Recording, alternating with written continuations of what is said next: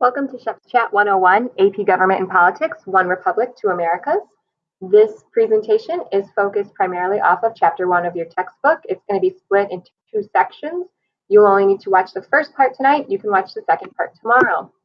By the time you are done reading this chapter of your book and listening to this Shep's Chat, you should be able to meet the following learning outcomes. So I can define, I can identify, I can describe, I can compare and contrast, and I can evaluate. Those are your 5 main learning outcomes. And then next to it there, what I expect you to be able to do. If you find at the end you cannot do one of these things or we have not covered it well enough, please let me know. We will go over it again. Not a problem. All right, 2 things in life. They're guaranteed. Death is one of them. We're all going to die, sadly. The next thing, though, as the saying goes, is taxes. The purpose of taxes is to collect and redistribute revenue. Most people don't like taxes. I don't want to give the government my money. However, I do want the services that the government provides for me. I want the roads. I want the protection from crazy North Korea. I want. And when you want, you have to pay. So even though we don't like taxes, it is a major function of government is the taxing and spending. So I give the government money, they redistribute it. In this class, throughout it, we are going to be learning about basically democracy. So no one pretends that democracy is perfect or all wise. Indeed, it has been said that democracy is the worst form of government, except all those other forms that have been tried from time to time. It's a quote from Winston Churchill, the Prime Minister of Great Britain during World War II. It has been shown through multiple studies recently that the younger person's belief in democracy has diminished dramatically. So the older generations, people even older than me, still have a strong sense of democracy and they feel a connection to it and they think that it is important and it is the best form of government. What we're finding is that younger people, your generation, my generation, don't feel the same. A view on our democracy. The main terms that we're going to be talking about with this one is politics and government. The first term, politics, is a process of resolving conflicts. Who gets the what, the when, and the how. Government is the group that decides the who gets the what, the when, and the how. It resolves those conflicts that otherwise there would be chaos for. The institutions within our government carry out the process and functions. So if you think of an institution, your police forces, your local boards, the FBI, the CIA, things like that. Those are institutions within our government.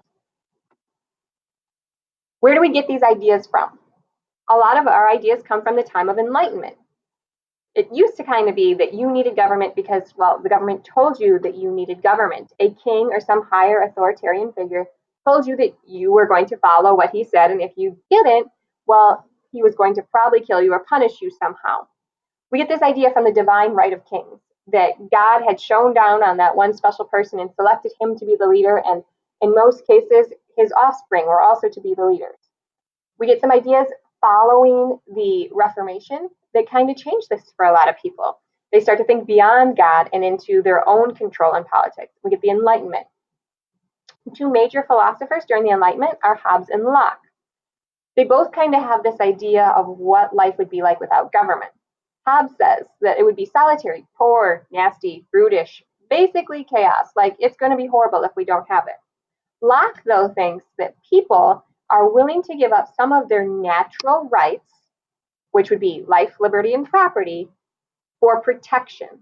So he says that we would give up some of our rights as long as there is a higher being that can protect life, liberty, and property. We want a limited government, though. Locke is saying that just enough. President Gerald Ford once said, a government big enough to give you everything is big enough to take it all away. So I'm willing to give up some of my natural rights, but not all of them. So we're going to come up with this idea of limited government. I'm willing to have a leader, but I'm not willing to give him supreme authority. The purpose of government, the purpose of that leader, should be to provide security, protect liberty, and enforce property rights. This gives legitimacy. If a government doesn't have legitimacy, it's going to be overthrown. I have to feel as if you are meeting my needs for me to be willing to give up some of my rights. Now, how are we going to make this last? The founding fathers get these ideas from Hobbes and Locke, and they're like, all right, so we got to figure something out. And they say that there's some ideas and values that are shared by all citizens, which is true.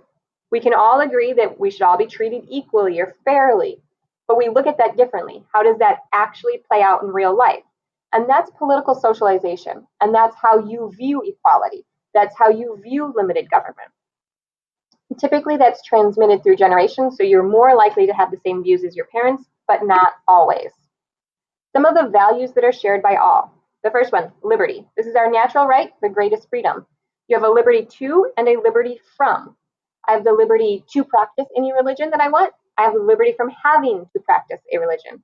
I have the liberty to own a gun. I have the liberty from having to own a gun. Rule of law. Everyone has to abide by the same rules. Mrs. Shepard can't have her phone out. You can't have your phone out. Mr. Parker comes in. He can't have his phone out. Donald Trump comes in. He can't have his phone out. It's just the rule. Everyone has to follow the same set of rules, no matter whether you're the ruler or not. And then equality. We all have the same political value. So I have the same political value that you have, and I have the same political value that a senator has or that the Cook brothers have. A question that a lot of people have, though, is there ever political equality when there's such mass amounts of economic inequality? Do I really have the same power as a billionaire, or does their influence come with their money?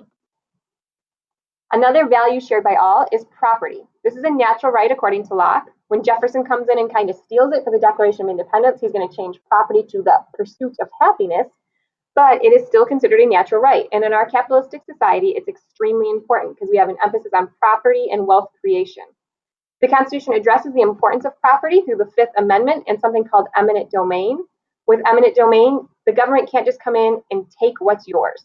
They have to give you a fair value, fair market value for it. So if I have a house and the high school needs a new parking lot, they have to pay me the fair market value, even though that new parking lot would benefit the entire community. That's the policy of eminent domain.